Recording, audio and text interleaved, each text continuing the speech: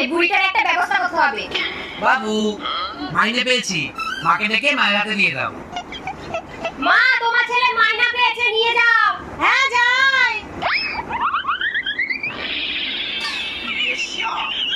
কই যাও?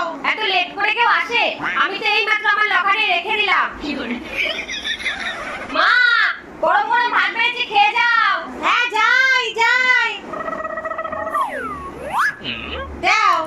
মা, এত দেরি করে কেউ আসে? ভাত ঠান্ডা হয়ে গেছে, তাই ফেলে দিলাম, আবার রাতে খাবা। মা, তাড়াতাড়ি আসো, দেরি হয়ে যাচ্ছে তো। এই তো চলে এসেছি।